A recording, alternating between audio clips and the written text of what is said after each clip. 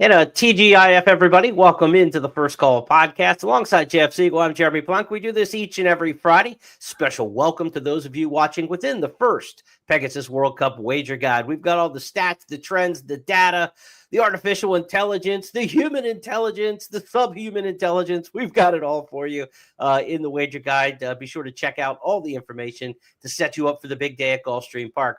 Jeff, windows are open. Early bird wagering at ExpressBet and FirstBet for tomorrow's full card at Gulfstream Park. Available now on Friday as you get ready for a big Saturday. If you got something going on, football games to go to, shopping with the family, whatever, you can get in now and wager on that Pegasus World Cup card. And you and I are going to get to handicap many of the big stakes races this week.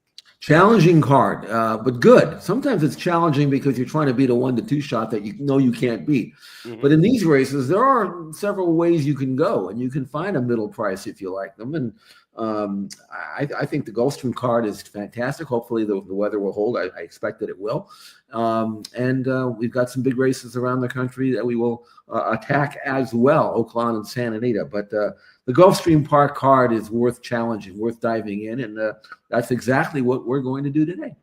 They are off the turf today at Gulfstream, been off the turf most of the week with wet weather. Supposed to dry out tomorrow. Part of being off the turf during the week is to preserve the course for the big racing Saturday at Gulfstream Park. So keep an eye on the sky and the conditions there, but hopefully we'll be back on the grass for Saturday. We're going to handicap in the assumption that we will be. For those of you watching on X or on YouTube, be sure to like, share, and comment in the comment section for this. Help us grow the audience. For those of you listening on our longtime audio podcast channels, here are the races Jeff and I are going to handicap over the next half hour or so. For Saturday, the 25th of January, we'll go to Gulfstream Park for 6 of the stakes races on Pegasus World Cup Day's 13-race card. We'll start things off with the Fred W. Hooper in race number 8, and we'll just take them right down the line. The 9th, the McKnight, the 10th, the Philly Mare Turf for the Pegasus World Cup races. Inside information, then the Pegasus World Cup Turf, and we'll wrap it up with the $3 million main event, the 9th running of the Pegasus World Cup. To Oakland Park, we'll go for the $1 million Southwest Stakes, 20 Kentucky Derby qualifying points on the line to the top horse in that one. We've got a great matchup we'll talk about there. At Santa Anita, the San Pasquale, prep for the Santa Anita Handicap coming up in about a month's time on March the 1st. San Pasquale for the older horses. We'll handicap that one for you at the end of the podcast. Want to remind you that if you're playing with FirstBet and ExpressBet this weekend, be sure to look at those Pegasus World Cup races. The 3 big Pegasus main events, the Philly Mare Turf, the Turf, and the Pegasus World Cup proper, all have up to a $10 money back special on your win bets. If your win bet in any of those 3 races finishes second or third, you'll get up to $10 back in wagering credits into your account. And also, if you're playing the multi-race wagers on Saturday at Gulfstream, and there are many, playing with FirstBet and ExpressBet, because we've got 5 million first rewards points up for grabs in a series of hit and splits. The early pick 5, the late pick 5, and the late pick 4 all have those provisions where if you hit those late pick 5, pick 4, the early pick 5, you will take down not only the pari-mutuel winnings, but your share of 5 million first rewards points. And of course, those points can be redeemed for wagering credits in your account. Most importantly, also handicapping products in the pro shop, swag, all kinds of things you can use the first rewards points for. So be sure to play. Opt into the promo when you bet with us each and every week. And for more help on those multi-race bets, be sure to check out our blog section, expressbet.com and news.first.com. As Scott Shapiro's got his look at those different sequences. We've got plenty of handicapping for you inside the wager guide for sure. So go to first.com/guide and access the free first wager guide for Pegasus World Cup Day at Gulfstream Park. Jeff, let's start things off in race number 8. It's the Fred W. Hooper Stakes. Fred Hooper, of course, the longtime owner, renowned owner in horse racing, owned Hoop Jr., the winner of the 1945 Kentucky Derby. More modern times, Precisionist, the big name of his horses that he owned. He lived to the ripe age of 102, Fred W. Hooper. And Jeff, brings up some sad news in racing as we talk a little bit about the history of these races. Ted Bassett, one of the longtime managers and one of the icons of Keeneland, passed away yesterday at the age of 103. So on a day when we talk about the Hooper Stakes and Mr. Hooper living to, the beautiful age of 102, Ted Bassett passed away yesterday at 103. That gives a little hope to all of us, Jeff. Hope is eternal. Life isn't. But those guys through racing got into their, triple digits. I don't know how long we're going to make it, but just a blessing to have those people around for so long. Right. Yeah. No, racing can can extend your life if you got a good 2-year-old. You know that. That's what they say. I'm not dying until this horse runs in the Derby, and then you get another one. You keep going for a while. So, but I actually knew Mr. Hooper when I was working at Hollywood Park when I first got into the business in 1974, and he was an advisor at that time, and I remember he was brought in to analyze the soil at Hollywood Park because that track had taken some hits in terms of its reputation of being too hard. So I remember working with him. I wasn't doing anything, just following him around. But I mean, I remember he was a nice man. He really was, even at that ripe old age of what was, he had to be 80 or 90 at the time, but he was sharp as a tack. And and because of that, one of my favorite race mares of all time was Susan's Girl, if you remember her. She was a fantastic race mare. So this race named after Mr. Hooper. I don't know if this is the greatest race in the world. It's a challenging race. I ended up here with Rocket Can, and I didn't want to because he won his last start. And what I noticed about Rocket Can and most of the older handicap runners in that area, they always seem to take turns. And Rocket Can won a race, an allowance race back at Oaklawn. Took him 5 races to finally win another one. That was the Harlan's Holiday, and I'm not sure if he's going to take another 5 to get back in the winner's circle. But he did look good winning. He also earned a career top 99 Beyer number. So at age 5, he's obviously in peak form. Now the question is, can Rocket Can run 2 alike? And he's backing up from 2 turns to 1 turn, the 1-turn mile, which I don't think will bother him. In fact, I think he'll do fine, son of a mischief. So I went with him. But I don't have any great conviction one way or the other. I tried to find a horse to beat him, and I didn't really find anything that I liked. I almost defaulted to Upstanding, the Todd Pletcher gelding who just broke his maiden. I was looking for a fresh face, and he did so with a 97 Beyer number, which puts him right there. The only problem with Upstanding is that he won that race on the lead with a slow opening quarter, so it probably was a race that made him look a lot better than he is. But that's what I was looking for, and I couldn't quite bring myself to do that. So I settled for Rocket Can, hoping that he can run just like he did in his last start, which was 3rd week of December. He won the Harlan's Holiday last time out over Tumba Rumba, who's the defending champion here in the Hooper. In fact, 3 of the top 4 finishers in that race last time the Harlan's Holiday are back. So let's take a look at it with Pete Aiello's call at Gulfstream. Winner in that one, Tumba Rumba was trying to get the victory, but it was Rocket Can pulling the minor upset.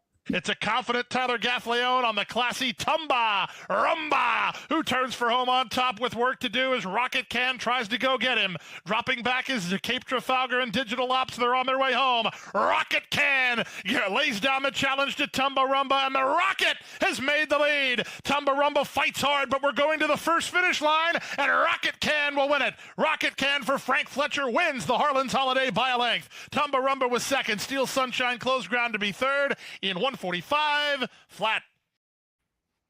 Yep, Tumba Rumba's going to try to become a 2-time winner of this race. There's only been 2 of them.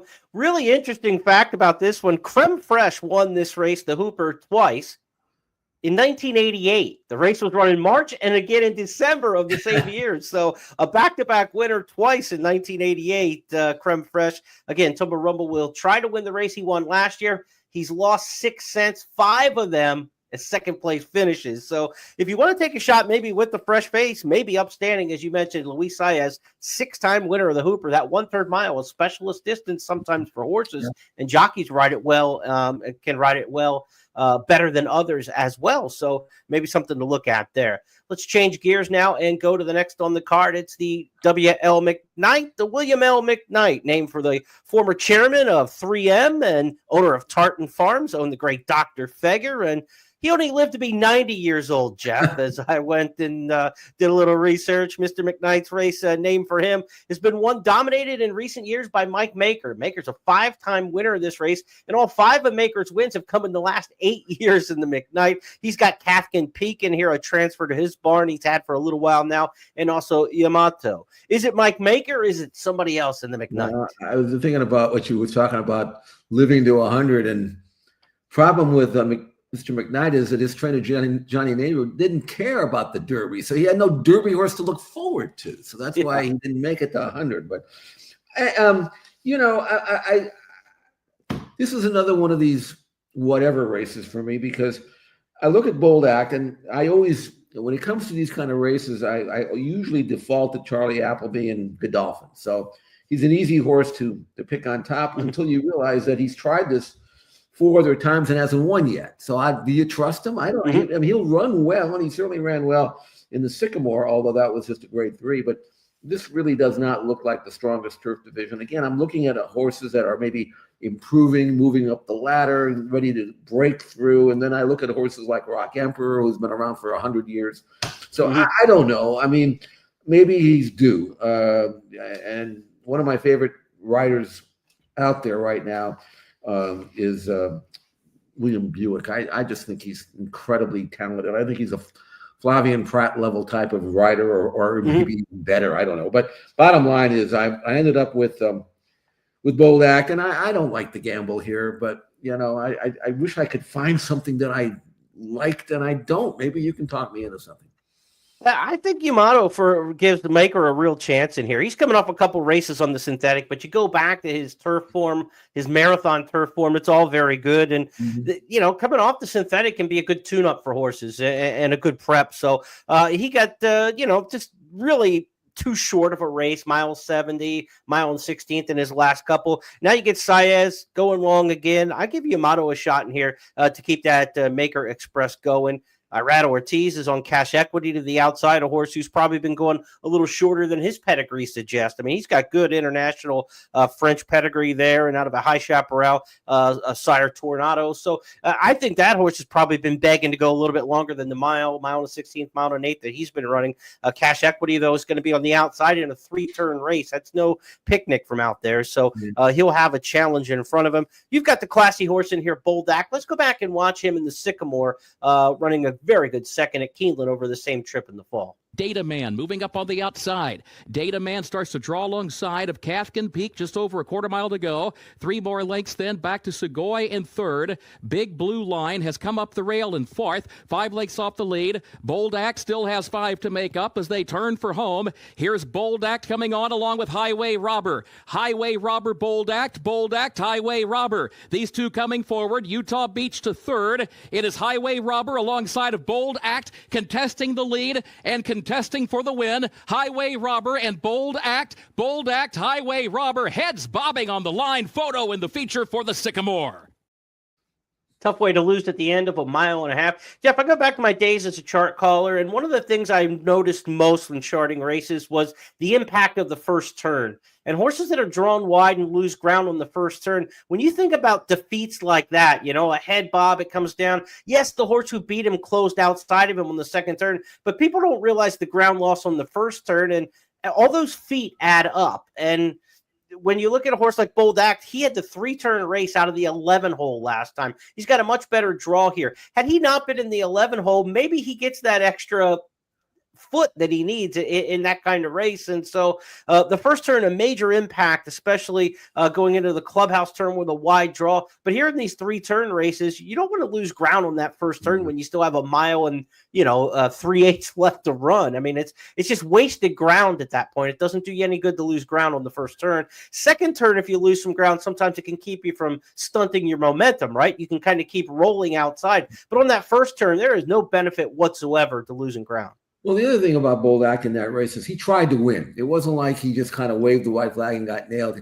And I had this vision of, because I remember watching that race and I wasn't sure who won the race because they were bobbing their heads. And I had this vision coming back when the horses to resaddle and they posted the numbers and Bold Act would be doing this, like doing the NBA. I want to review, I mean, let's review this official review because I think, he thought he won and that's good enough for me. So even though I mentioned earlier that he hadn't won yet, that was a winning race. And again, you can consider the connections and everything that goes along with it.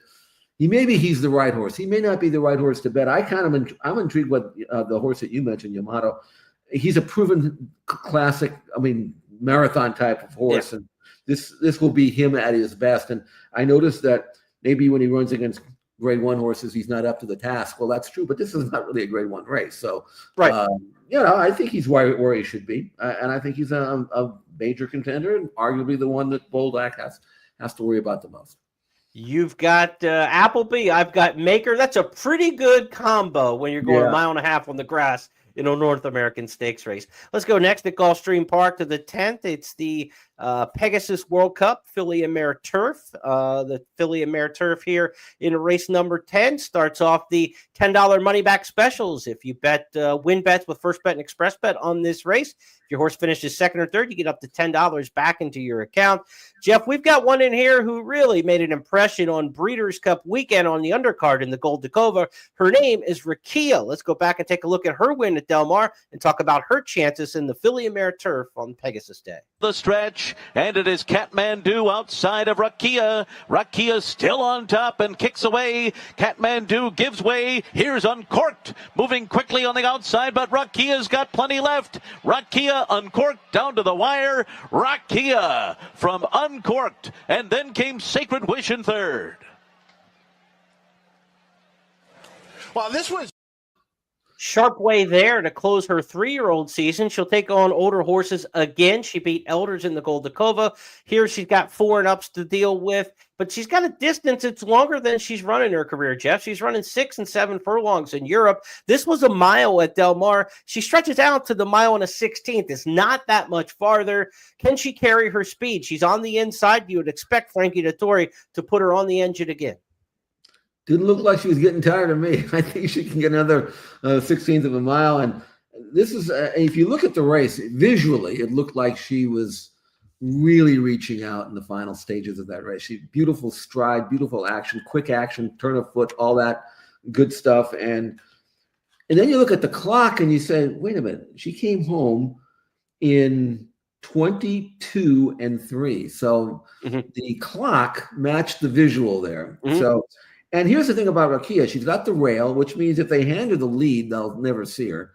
But she doesn't need the lead to win. I mean, she's not going to be way back or anything like that. But even if someone wants the front end, all she'll do is tuck in, sit there, and go. And with the way the race shapes up, I mean, she may not be in front, but I don't think it's going to matter. I think this is a high-quality filly who is, as you mentioned, sprinting most of her career, and maybe she's always been a miler, wanting to be a miler, and finally getting her chance. So, again, I think that she's solid here. Frankie knows her, rode her out here at Del Mar. The race has already been franked. The third place finisher came back and won the Matriarch. So it was a real race, and she's a real filly. I think she wins again. That third place finisher you mentioned, Sacred Wish, she's back in this race. She's a contender for sure. To the outside, See You Around is one I'm very interested in here at 20-1 in the morning line.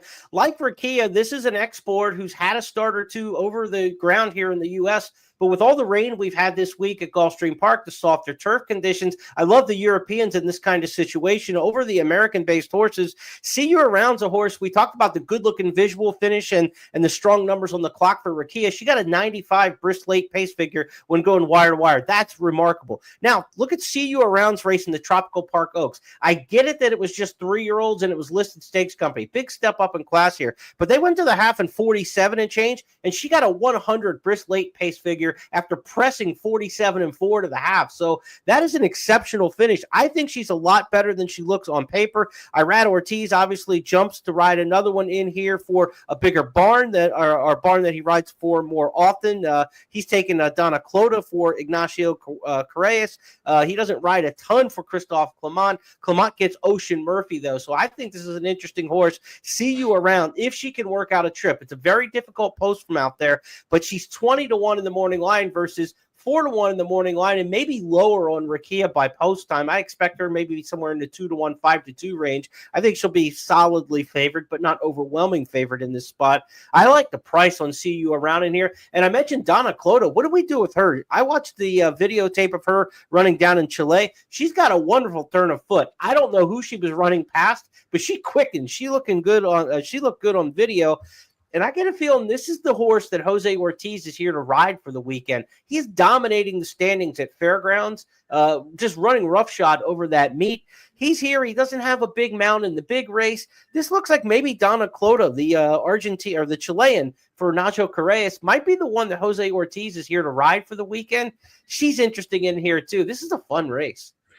She could be anything. One thing about these South Americans when they come up here, you don't know what you're getting because the full crops are small. You might be in a weak crop. You just don't know for sure. Mm-hmm. But if you're winning grade ones or group one races, as Donna Clota has done, at least, you have a fighting chance. And who knows how good she is. She's one going a mile and a half. She's one going a mile. I mean, I don't know how good she is. She's what I call stranger danger, Yeah. You just don't know. But, I mean, sometimes they run ninth and then you'll find out that they're not that good, but sometimes they're the real deal. So I'm intrigued by her. As for the filly you mentioned, she's drawn poorly, but that adds to the price. A lot of handicappers, and in grass races, I'm not that demanding, but a lot of handicappers don't want to take some horse going a mile 1/16 at Gulfstream on turf from way out there. And there's a reason for it, as you mentioned. So you instead of getting 10-1, you're getting 20. So maybe it's worth a gamble or a saver if nothing else. Right. But it's a good race. This is a legitimate race. These are good fillies, and I think Rakia is really, really, really good.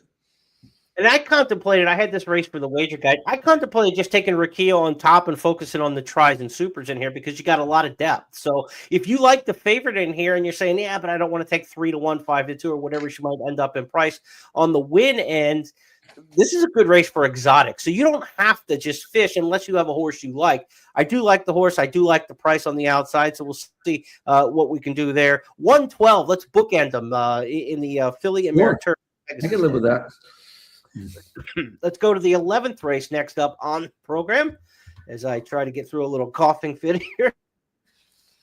I think I had your cough on your sickness about 2 months ago. You'll be fine in like May, I think. All right, well, good. I'll be ready for Derby time at least. Right. I mean, it's like the 100-day cold that was going around, So we go to the inside information stakes next. It's race number 11 on the card. We did the podcast on Tuesday, Jeff, and a bunch of times while you were talking, all of a sudden I threw the graphic up on the screen because I was having a sneezing fit on Tuesday during the podcast. So if people are like, that's a weird time to be throwing the graphics up there, it's a little inside baseball. There was sickness going on here on this side. Yeah, no, I mean, it serves a purpose, if nothing else. So.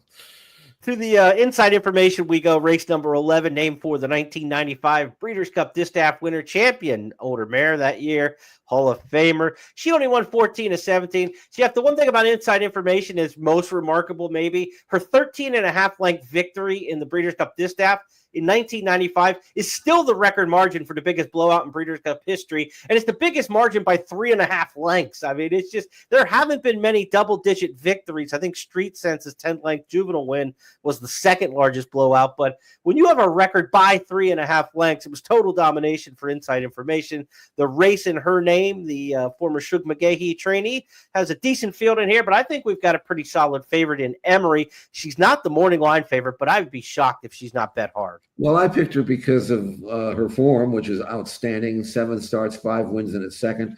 Got that lovely outside draw. She's got an outstanding style for this distance, whereas she can sit outside and move when she wants to move because no one's going to be outside of her. So the jock can just sit there, and then go ahead and open up. Numbers are very consistent. I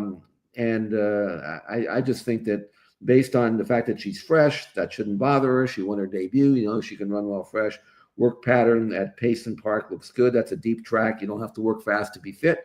Mm-hmm. And I think Brad Cox has got her in the right spot and could not have picked a better draw. So I like Emery to win this race. And again, she's never really run a bad race other than in a sloppy track in the Frizette where she was even money following her win. And, sloppy tracks, you never know what you're going to get. But hopefully it'll be dry, fast, and to her liking. Emery for me to win the inside information. Last time we saw her was the Raven Run at Keeneland in the fall. Here's Kurt Becker. From there, Hall and Ice has to go wide. Still 7 from the front. Emery at the quarter pole is moving forward to challenge Fibber for the lead. Emery off the far turn and into the stretch. Has a narrow lead. Fibber second toward the inside. VV's Dream, then My Main Squeeze. Now, My Main Squeeze has come from last. She's third. She's switching toward the outside, but there's less than a furlong to go. And Emery has the lead. Fibber second. My Main Squeeze still third. Emery past the 16th pole, maintains a 3-length advantage. Emery, Tyler Gaffalione to win the Lexus Raven Run.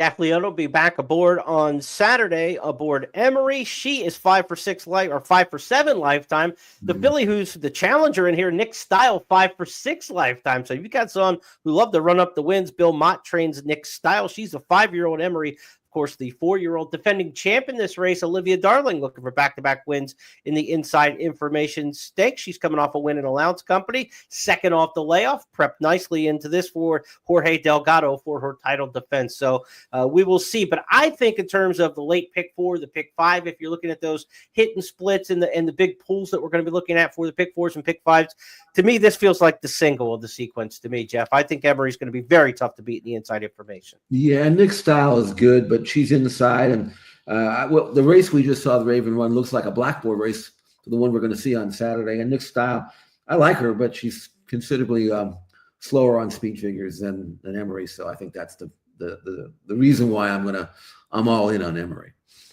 From the dirt to the turf we go, the Pegasus World Cup turf. Next up on the card at Gulfstream Park, it'll be race number 12.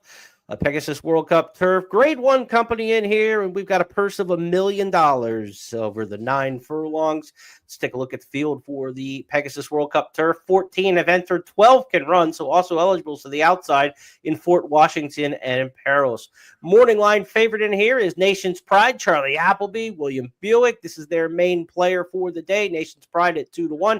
Integration defending or beaten favorite in this race last year. Won the Arlington Million last year. Integration's a horse who comes in with stablemate Battle of Normandy. Both of them for trainer Shug McGahee. They're going to represent the Americans, going heads up with Nation's Pride and some others in here. What do you make of the McGahee duo, Jeff, as we saw them work here at Payson Park on XBTV?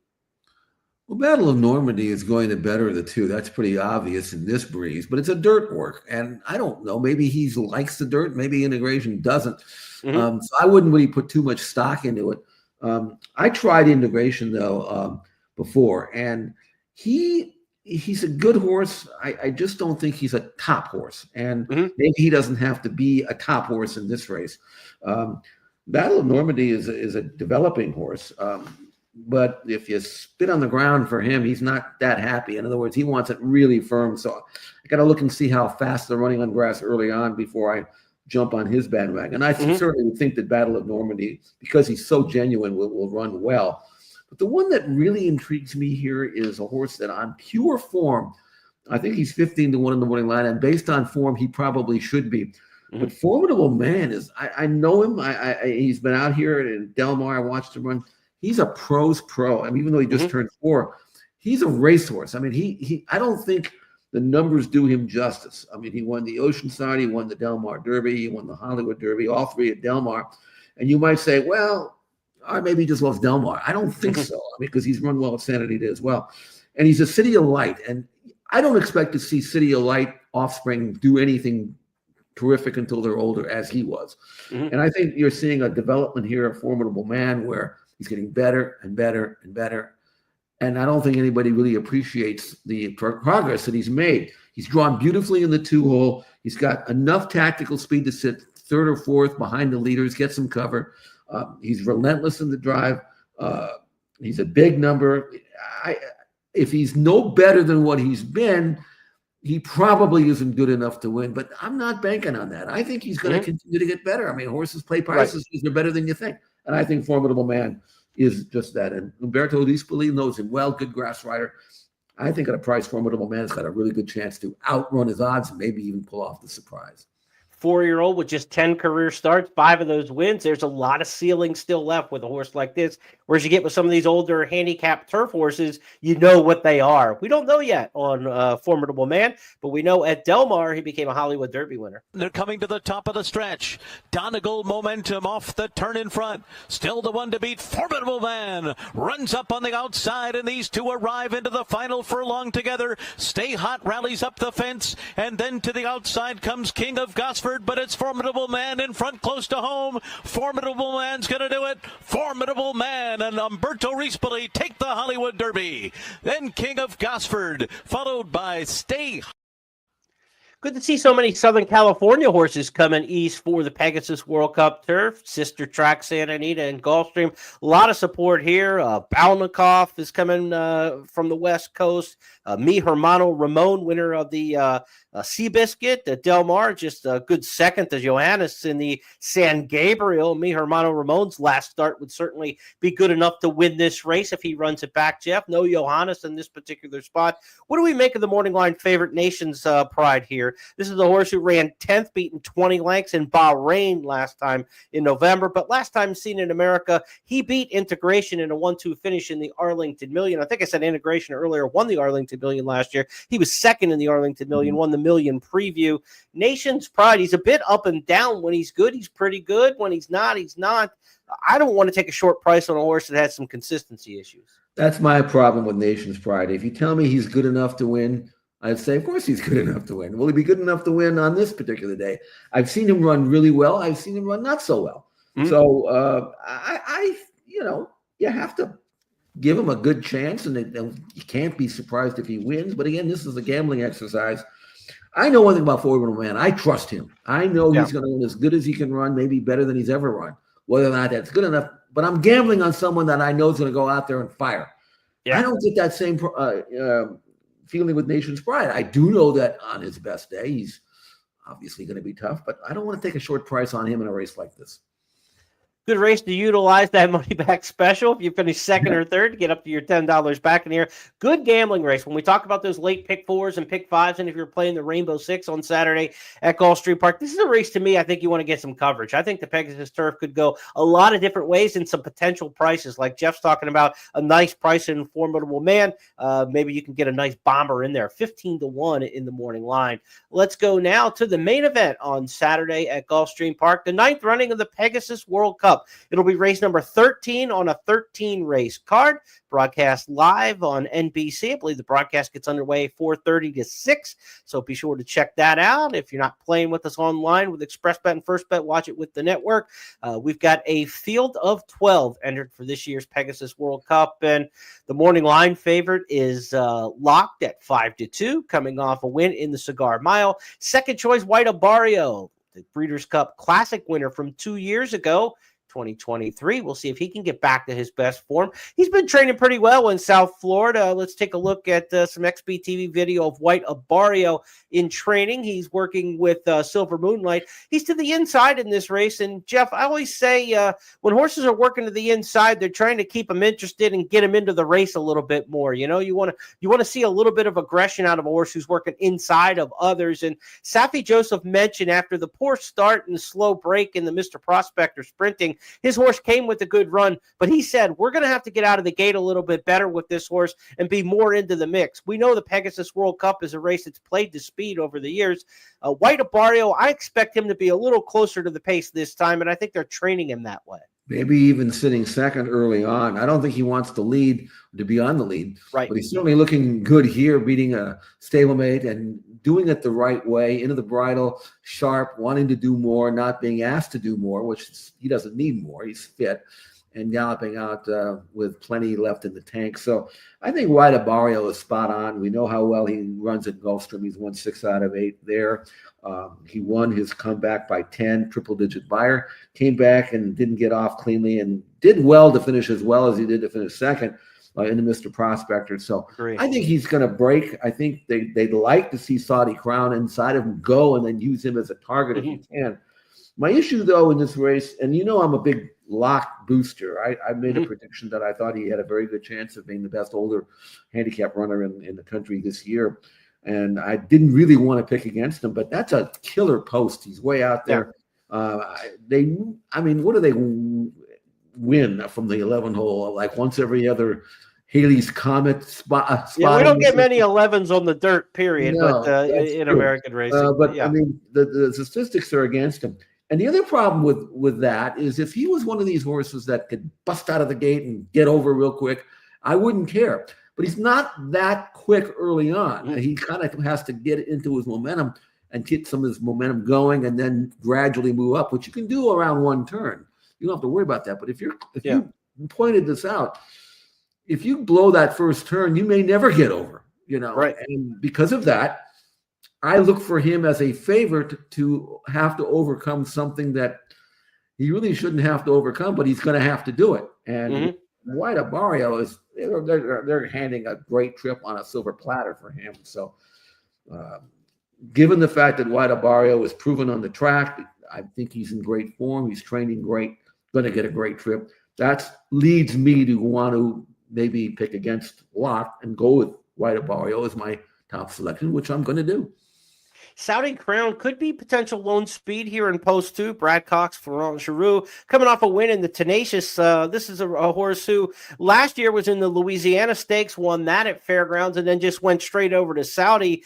Things worked out pretty well, running a good third in the rich $20 million Saudi Cup. They show up here this year off a win in the Tenacious, second start off the Breeders' Cup break.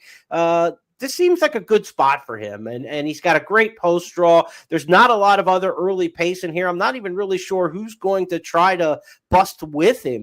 Maybe Newgrange will try to show a little bit out of the 3-hole and take advantage of him also having a fair post position in there. But there is not a lot of pace in this race, and we talk about how it's favored speed over the years in the Pegasus World Cup. Race has been run 8 times. No winners come from more than 3 lengths off the pace, and many of them were just right up on the engine all the way through. So a lot points to Saudi Crown in here. He would be no shock whatsoever to take these a long, long way. White Abario, like you said, he might be sitting second, third, and get that chance to just make that one pop. What about Mystic Dan, the Kentucky Derby winner from last year? A puzzling race that he ran in the Malibu out your way at Santa Anita. Never got into the mix at all. That was after a long van ride out there. A little bit easier travel to Florida this time of year, going by plane and settled in, obviously. For Mystic Dan's a horse who got to work over the track at Gulfstream for a couple weeks before the race. What do we make of him? I watched his workouts. I thought they were kind of scrubbing on him a little bit. I know he ran a big time 59 change, got the bullet on January 18th, but the exercise rider was asking. It wasn't 59 completely on his own. I'm concerned that he gets his good form back. He's run a couple, mystifying races, obviously the Belmont, and then went south for the rest of the year. But that Malibu race was just kind of a strange one. I always thought for him, the best campaign for him was probably something like New Orleans Handicap, Oaklawn Handicap, Stephen Foster. Like that looked like to me what his spring would look like as a 4-year-old. It didn't seem to me to be Malibu Pegasus World Cup, but that's where we're at. Maybe it's because he won the Derby that they're doing that. They have a reputation to uphold, and the Mystic Dan that I saw out here in California in the Malibu, that's a horse I would never bet a nickel on. I mean, until he shows me he wants to be a racehorse.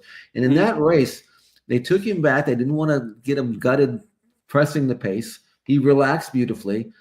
Was asked to run a 5/16 pole. There was absolutely nothing. So little that the jock actually took a hold of him and wanted to protect him. I can't take him. I tell you what, though, there's a couple of horses that I think will run well. I don't think they'll win, but I think Mixto is going to run well. Always runs well. He doesn't always win or anything like that, but I think he can clunk up and get a piece of it because he's going to be saving ground, and that's a good spot for him. And I have a hunch that Skippy Longstocking is going to make a run. Again, he's going to come from too far back. They've even talked about taking him back, dropping over, and making a run. And I think he'll run well that day. I don't think that's a winning move, and he may not be good enough anyway, but I mean, he's another one of these horses that he's run well on this track before, and I think he's a horse, if you're playing exactas, tries, supers, whatever, I think he's going to be in the frame somewhere. So those are the two price horses maybe I like. But you mentioned Saudi Crown on loose in the lead, and that's one of the reasons why I think Safi can read a form too, and I think he's going to hopefully he'll have his horse White Abario sitting right in the firing line, and then go from there.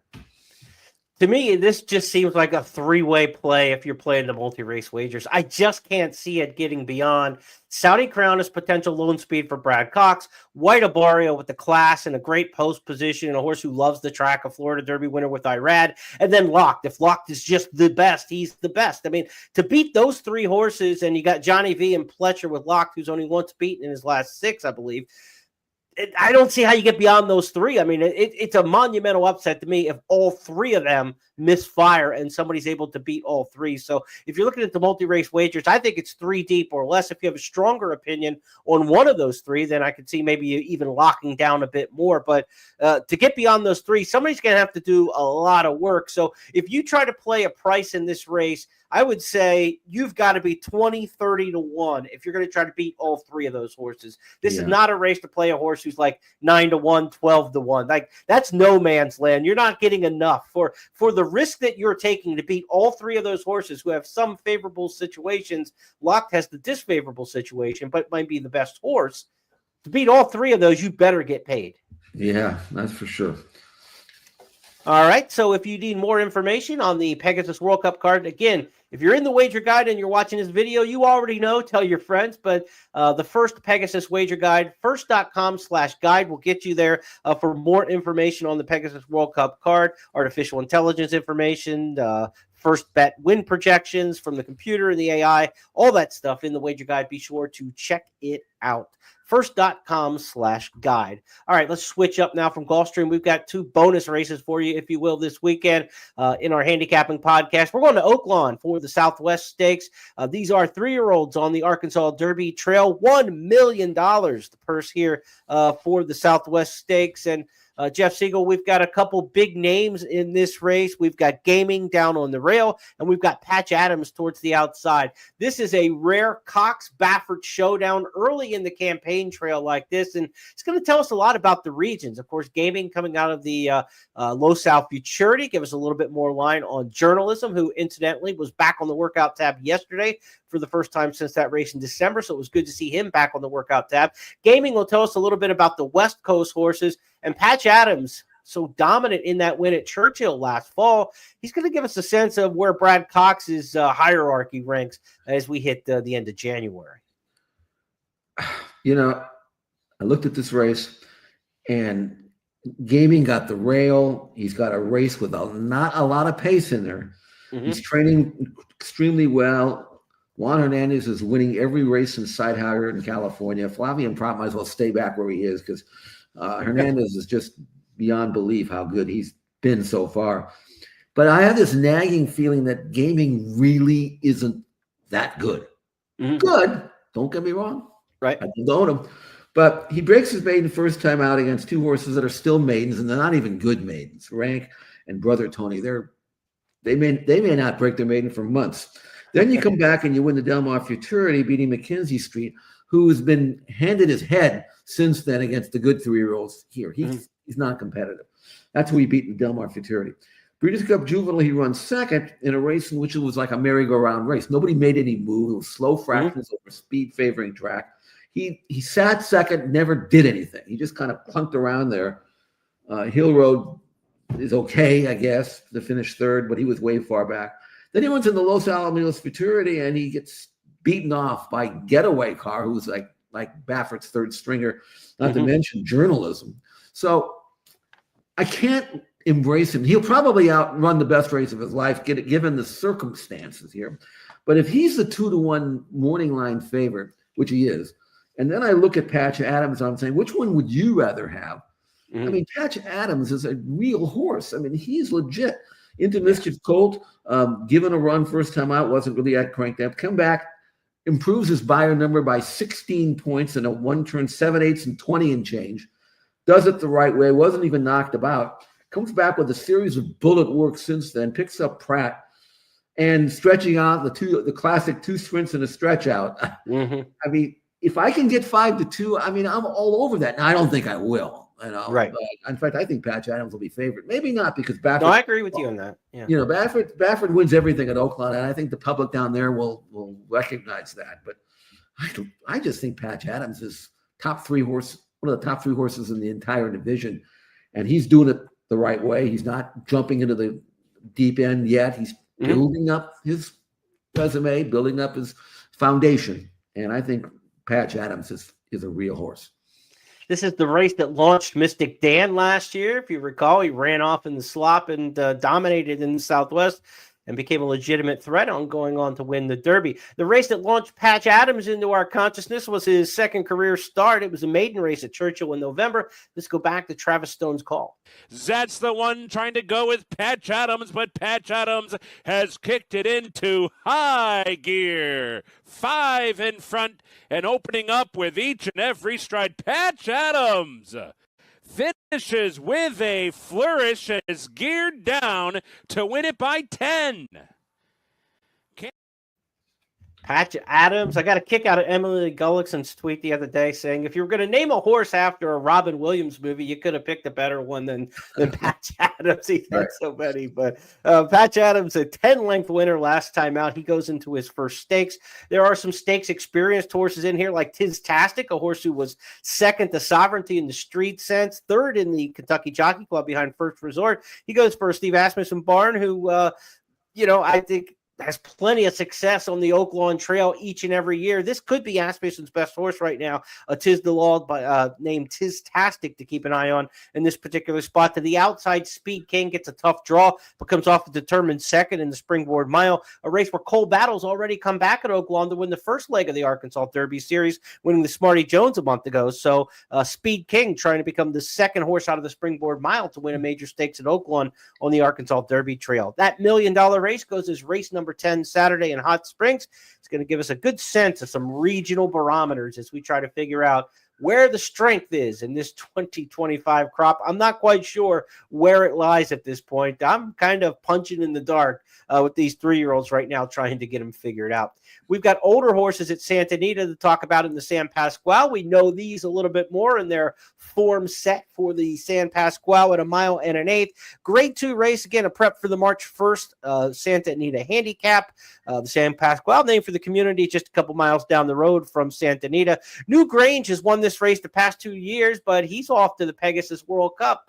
But fear not, we've got Express Train, who won it the 2 years prior to that. Express Train's going for a rare three-peat, and yet he wasn't in this race the past 2 years. So he's trying to win his third in a row, 2021, 2022, and 25. Express Train now 8 years old for trainer John Sheriffs. Jeff, you like one who's a little bit younger, though, half the age, Imagination. And I don't trust Imagination. I mean, I picked him. I made him the favorite. But you look at his form, he has not won a race since the San Felipe. And that was March 3rd of last year. And it's not like he hasn't had an opportunity to win. I mean, he's been in good races. He's been in races he should have been able to win. He was in an allowance race 2 races back and got beaten that race. So he can lose to anybody. Trust me. But I made him favorite because I think it's his turn. If you look at this field, they all take turns. It's like, okay, I'll win this one, and then I'll win another one 3 months down the road. They all have that same thing. I mean, when was the last race that Express Train won? I mean, you got to go back 2022. The big cap. Do I want that? Yeah. And I've watched him run, and this horse, in every one of his recent races, he's gotten to a point at the top of the stretch where you say to yourself, okay, finally he's going to fire. He's going to blow by everybody, and then nothing. So I'm not taking Express Train. Tarantino is in form. Maybe it's his turn. I don't have a opinion other than Imagination did earn a triple-digit buyer number in his last race in the Malibu when he ran a good third. Even then, he had no real excuse, but he ran good. And I don't see anybody in here capable of doing that. So maybe he's due. Again, maybe not a good gamble at 8-5. I put Imagination on top, but I'm really more curious to find out whose turn it is than who's going to actually win it. Because someone's going to bump up here and you're going to say, I don't know. Maybe I'm kind of interested in some rail speed with Tarantino. Just take the variables out, right? I mean, it's the easiest trip around there. You know his running style. He's going to try to go to the front, and he's run some races that kind of put him in the mix. Maybe not the fastest horse in the race, but he's run, close to triple-digit buyers in the past, and maybe on his best day, he might be worth a price shot in here. Now, you mentioned Imagination coming out of that Malibu Stakes. Also, a horse in the Malibu last time out was Stronghold, who ran second. He's going in the Pegasus World Cup. So let's give the fans a chance to see the Malibu Stakes, to see Imagination last out, but also keep an eye on the runner-up and here, Stronghold. If you're trying to weigh his chances in the Pegasus World Cup, you get a chance here to see him in his most recent start. Frankie Dettori getting after Raging Torrent, trying to close the gap in second. Imagination traveling kindly at the rail in third. Stronghold makes his move on the outside. It's a gap of 5 to Winterfell. Nothing yet from Mystic Dam. They passed the quarter pole and turn for home. Pilot Commander's been there every step of the way. There's room for Imagination coming through as Stronghold puts his head in front on the outside. They're in the final furlong, and it's Raging Torrent. Stronghold coming gamely after him, and down at the rail, Imagination. Raging Torrent by 2 past the 16th pole, and Raging Torrent and Frankie Dettori cruise to victory in the Malibu. All right, that was a look at the Malibu. Imagination, Jeff's top pick there in the San Pasquale. Any final word you want to give on that Santa Anita card on Saturday? Pretty good card. This race is challenging for sure. By the way, you saw Imagination get a pristine rail skimming, dead aim in every chance trip, and then doesn't finish. The horse that you mentioned, Tarantino, the good news is he's beaten Imagination. Everybody has, but still, that was good. And then, but he was claimed for $40,000, and it just shows you $40,000 claim last summer at Del Mar is now among the better older handicap runners. There's not that much difference. Tell me. I mean, you can take a so-called $40,000 claimer and run them in races like that, and you're not out of the woods at all. In fact, your horse, he's 5 to 2 second choice.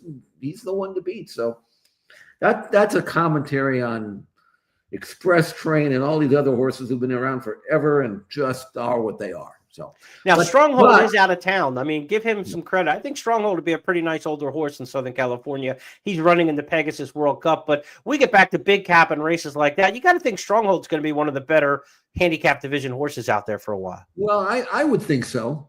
And he's another one who seems like he can't seal the deal. He's like a better version of Imagination where he runs better, but he still doesn't.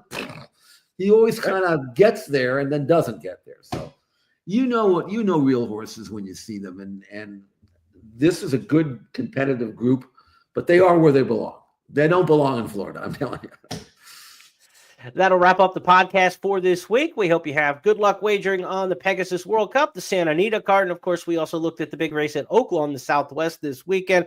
For more on the Southwest and the 3-year-old scene, be sure to go to countdowntothecrown.com. That's my website with my weekly scouting report. You can also sign up at Substack, jeremyplonk.substack.com, and get that handicapping information sent to you each and every week. Jeff's got full card analysis for Santa Anita each and every racing day at expressbet.com, news.first.com, and also on the XBTV website, Santa Anita website. You can find Jeff anywhere there's California racing. His information is out there. We want to welcome everybody who is watching through the Wager Guide to enjoy the Wager Guide and play this weekend. Early bird wagering is open today, Friday, for the Saturday card at Gulfstream Park. Jeff, I'm going to give you the final word before we hit the first big weekend of 2025. I'm wondering whether Patch Adams will run well enough and win, obviously, in Oakland, to leapfrog all the horses that Jeremy has in his Countdown to Cup rankings. I'm wondering what's the chances of that happening. That's possible. He's middling right now. I think he's like 12, 13, 14, something like that, but he's got a chance to make a big move. As soon as he goes around 2 turns, which is going to be on Saturday, that's what we're going to find out about. I'm interested in that, but I'm also interested in watching all those great races, good gambling races at Florida. Gulfstream Park has a fantastic card. Many Breeders' Cup type of horses will be seen on Saturday, and the ones that win will step up to the best races, and we'll see who they are. So great racing this weekend, good gambling, and can't wait to see it. Jeff and I will be back on Tuesday, as we are each and every week, for the It's Official podcast when we wrap up the weekend and tackle 5 hot topics in horse racing. Have a great Pegasus, everyone.